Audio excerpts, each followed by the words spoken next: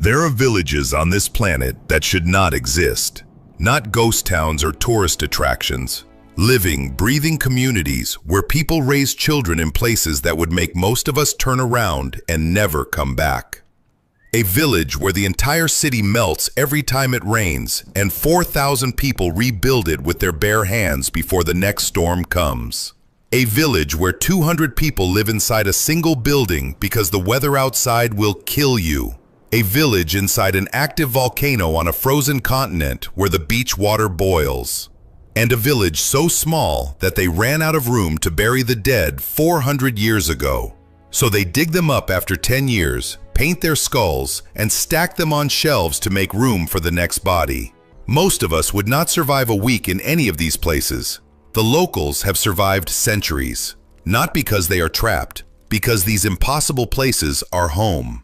And home, no matter how dangerous, is something people do not leave easily. This is our countdown of the 10 most impossible villages on Earth that even locals are afraid to live in. Stay until the end, because number 1 is a research station built inside an active volcano on the most inhospitable continent on Earth, where the beach sand is warm, but the air can freeze you solid. Before we start, drop a comment telling us where you are watching from and what time it is right now. We want to see how many countries this video reaches. Number 10. El Caminito del Rey. Access Villages, Malaga Province, Spain. In the mountains of southern Spain, roughly 50 kilometers north of Malaga, small villages sit on opposite sides of the Gaitanes Gorge, a limestone canyon roughly 100 meters deep with vertical walls so close together that in some sections the sky is barely visible from the bottom. For nearly a century, the only way residents on opposite sides could reach each other without a full day's detour was a narrow concrete walkway pinned to the cliff face. Roughly 1 meter wide, no railing, 100-meter drop to the river below. The walkway was built in 1905 for workers maintaining a hydroelectric project. Over the decades, sections of concrete crumbled and fell into the gorge, leaving gaps bridged by single steel beams, or in some cases, nothing at all. Guardrails rusted and broke, the surface tilted outward toward the drop. Despite the condition, local villagers continued using it daily because the alternative was hours of walking. School children crossed it, farmers carrying supplies crossed it. It was not an adventure, it was a commute. According to reporting by El País, between 1999 and 2000, 5 people died falling from the walkway. The Spanish government sealed the entrances in 2001. A new walkway was built over the old one and reopened in 2015. The original path, crumbled concrete and rusted beams, is still visible below. A walkway 1 meter wide over a 100-meter drop with missing sections and no railing. Not a tourist trail, a daily commute.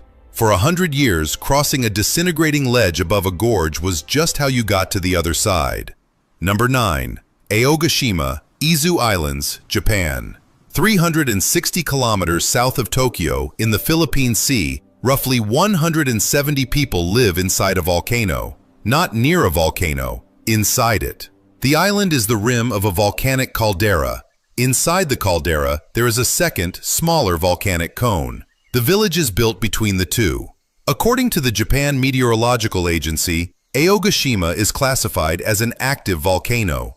The last eruption in 1785 killed roughly half the population and forced a complete evacuation. According to the Tokyo Metropolitan Government, the island sat empty for 50 years before settlers returned in the 1830s. The inner cone still emits volcanic gases. Residents cook using geothermal steam from vents that reach temperatures high enough to boil eggs in minutes. The entire community relies on a single helipad and a single port. When weather is poor, both are unusable. There is no hospital, no police station, no fire department. The nearest emergency services are on Hachijojima, 70 kilometers north, reachable only by helicopter in good conditions. In bad weather, the island is on its own. 170 people cooking on volcanic steam inside a double crater that killed half their ancestors 2 centuries ago. When the weather closes in, they are alone on a rock in the Pacific with no way out until the sky clears. They came back anyway, and they have been staying since 1835. Number 8. Matmata Gabez Governorate, Tunisia. In southern Tunisia, the houses are invisible. No rooftops, no walls, no doors visible at ground level.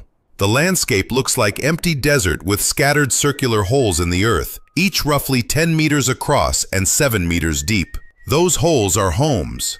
The Berber residents have lived underground for centuries.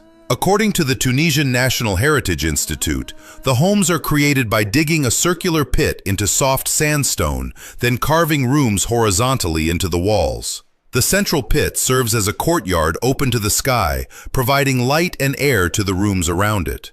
According to climate studies by the University of Sfax, surface temperatures regularly exceed 45 degrees Celsius in summer and drop near freezing in winter. Underground, the temperature stays between 18 and 22 degrees year-round. No electricity required, no air conditioning. The earth does the work. In 1976, George Lucas used one of these underground homes as the set for Luke Skywalker's house on Tatooine in the original Star Wars. The set decorations are still partially in place. The Tunisian government built modern above-ground housing nearby in the 1960s and encouraged residents to relocate. Some moved, many did not. The underground homes their grandparents carved remain cooler, quieter, and more stable than anything the modern village offers. A village that solved extreme heat by disappearing into the ground. The government offered them modern houses. They felt the heat, looked at the houses, and went back underground. The most advanced climate engineering on this list is also the oldest. Number 7. Zhongdong Village, Guizhou Province, China. Inside a natural limestone cave 115 meters wide, 230 meters deep, and 50 meters high, there is a village. Not beside the cave, inside it. Houses, paths, livestock, a school, and a basketball court, all underneath the rock ceiling of a single enormous cavern. According to the Guizhou provincial government, roughly 100 people from 18 families lived inside the cave as recently as 2008. The cave provided natural shelter from the region's heavy rainfall and mountain winds that batter exposed settlements at this elevation. The school inside the cave was the last cave school in China. According to China Daily, the central government closed it in 2011, arguing that a cave school projected an image inconsistent with national development goals. Some families relocated, others stayed. There is no running water. Residents collect rainwater and natural seepage through the limestone. Electricity arrived in the early 2000s via a cable strung across kilometers of mountain terrain. A basketball court inside a cave. A school the government closed because it was embarrassed it existed. The families who built their lives inside a mountain did not see it as poverty. They saw it as shelter. The cave kept the rain off and the wind out for generations before anyone outside noticed they were there. Number 6. Coober Pedy, South Australia. In the Red Desert of Central Australia, 840 kilometers north of Adelaide, roughly 60% of the town's 2,500 people live underground. Not in basements, in homes carved horizontally into sandstone hillsides with bedrooms, living rooms, kitchens, and in some cases swimming pools entirely below the surface. According to the South Australian Department of State Development, the town was established in 1915 after opal was discovered. It now produces roughly 70% of the world's gem-quality opal. Surface temperatures regularly exceed 45 degrees Celsius. Underground, a constant 23 to 25 degrees year-round. The sandstone is soft enough to excavate with standard mining equipment. Expanding a home means digging a new room. Some underground homes have been expanded for decades and now contain dozens of rooms. There is an underground church, an underground bookshop, and an underground bar. The landscape above ground is riddled with thousands of mine shafts, many unmarked and uncovered. According to the South Australian government, walking off designated paths carries a genuine risk of falling into an abandoned shaft. A town where people live underground, dig new rooms when they want more space, and walk to work across a surface full of holes deep enough to disappear into. The opal they mine is worth millions. The homes they carve cost almost nothing, and the only direction the town can grow is down. Number 5. Hallstatt, Upper Austria, Austria. In the Austrian Alps, on the shore of the Hallstatter Sea, There is a village so compressed between the lake and the vertical mountain behind it that there is almost no room for the living. There is certainly no room for the dead. For over 400 years, bodies are exhumed after 10 to 15 years. The skulls are cleaned, bleached in the sun, and painted with the deceased's name and decorative symbols. Oak leaves for men, flowers for women. The painted skulls are placed in the Bein House, a charnel house, stacked on shelves alongside over 1,200 others. The grave is then reused. According to the Hallstatt Heritage Museum and the Diocese of Linz, the practice arose from absolute physical necessity. The village is wedged into a strip roughly 300 meters wide between the lake and a mountain rising over 1,000 meters straight up. There was never enough land for permanent burial. The dead had to make way for the next dead. The last skull added was in 2011 from a woman who died in 1983 and requested the traditional treatment. The 1,200 painted skulls remain on their shelves, names visible, watching visitors through the glass. A village so small that the dead must be evicted to make room for the next dead. Skulls painted with names and flowers, stacked on shelves because there is nowhere else to put them. In Hallstatt, death is not permanent, it is a 10-year lease. We are halfway through, and the villages ahead are even more extreme. If you are still watching, hit subscribe and turn on notifications so you do not miss the next one. And tell us in the comments which village has been the most unbelievable so far. Last time we had viewers from over 40 countries. Let us see if we can beat that. Number 4. Huaiyu Island, Penghu County, Taiwan. In the Penghu Archipelago off the coast of Taiwan, there is an island being swallowed by its own jungle while its last residents watch. Roughly 30 people remain. 3 decades ago, there were several hundred. The young left for the mainland. Then the middle-aged followed. The school closed, the shops closed, the houses were locked, and the vines began. According to the Penghu County government, Huaiyu once sustained over 500 people. The decline began in the 1980s as younger generations left for jobs on the main island. Without maintenance, traditional stone houses cracked, roofs collapsed, trees grew through living rooms, moss covered stairways, entire streets became tunnels of green.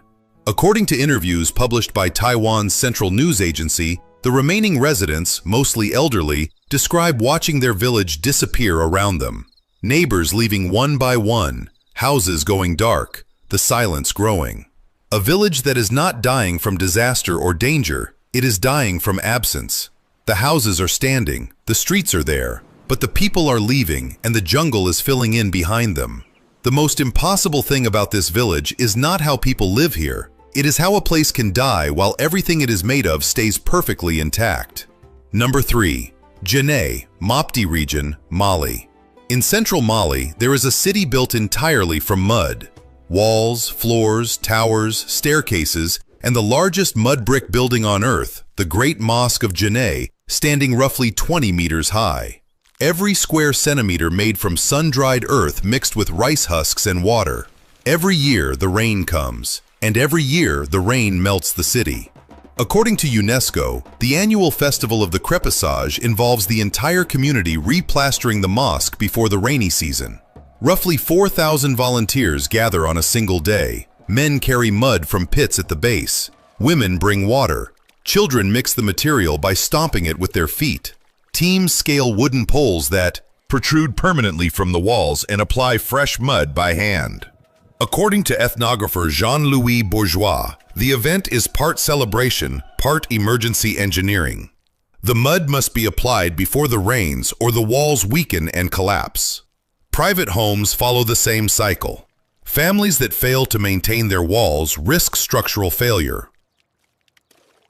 The city has followed this cycle for over 700 years. Not repaired, rebuilt. Every wall, every surface, every year. A city that melts and is rebuilt every year for 700 years. 4,000 people covering a mosque with fresh mud because if they do not, the rain will erase it. Every wall is a decision. Every plaster is a commitment. And the moment the maintenance stops, the city disappears. Number 2. Whittier, Alaska, USA. In a narrow valley on the coast of Prince William Sound, roughly 100 kilometers from Anchorage, Nearly all of the town's 220 residents live in the same building. One building, Begich Towers, 14 stories. Apartments, post office, grocery store, police station, mayor's office, medical clinic, and school, all inside. Children walk from their apartment to their classroom without going outside. Going outside is the problem. According to the Alaska Department of Transportation, Whittier receives roughly 7.5 meters of snowfall per year. Winds regularly exceed 150 kilometers per hour. The building was military barracks built in 1957. When the military left, the civilians stayed in the building. The town's only land connection is the Anton Anderson Memorial Tunnel, roughly 4 kilometers long, sharing a single lane with the Alaska Railroad. Cars and trains alternate. According to the Alaska DOT, the tunnel closes at 10:30 p.m. and reopens at 5:30 a.m. After 10:30, no vehicle can enter or leave Whittier by road until morning. The town is disconnected from every road on Earth for 7 hours every night. 220 people in one building, one tunnel. Closes at 10:30, opens at 5:30. The grocery store is down the hall. The school is upstairs. The police station is 3 floors below. And outside, 25 feet of snow and wind that can knock you off your feet. An entire community in a concrete box because the weather decided that going outside is optional. Before we reveal number 1, look at the subscribe button. If it is not red yet, fix that. And drop a comment telling us which impossible village shocked you the most. We read every single one. Number 1. Deception Island, South Shetland Islands, Antarctica. And now, the village where humans chose to live inside an active volcano on the most inhospitable continent on Earth. Deception Island is a volcanic caldera in the South Shetland Islands, roughly 100 kilometers north of the Antarctic Peninsula. The island is a ring of volcanic rock 15 kilometers across. The caldera flooded through a narrow gap called Neptune's Bellows, creating a natural harbor inside the volcano. The harbor floor is heated by magma. The beach sand is warm to the touch even when the air is below -20. Between the early 1900s and 1969, multiple countries operated whaling stations, military bases, and research stations inside the caldera. The British maintained a permanent base from 1944 to 1969. In 1967 and again in 1969, the volcano erupted. The 1969 eruption destroyed the British base. Mud and lava buried sections of the station. Personnel were evacuated by ship through Neptune's Bellows while the volcano erupted around them. The base was abandoned permanently. The buried remains are still visible, rusted structures and collapsed buildings frozen in place by Antarctic cold that preserves everything. Today, Argentina and Spain operate summer research stations inside the caldera. Researchers sleep on the island for several months each year, inside an active volcano. According to the Smithsonian Institution's Global Volcanism Program, the volcano is classified as restless. Seismic activity is continuous. Visitors who land at Pendulum Cove can dig into the volcanic sand and sit in naturally heated water while surrounded by Antarctic ice. The temperature ranges from comfortable to scalding within meters. There are no markers showing which areas are safe. The volcano erupted 3 times in the 20th century. The researchers know the 4th is not a question of whether, it is a question of when. And every November, they come back anyway. The most impossible village on this list is not a village at all.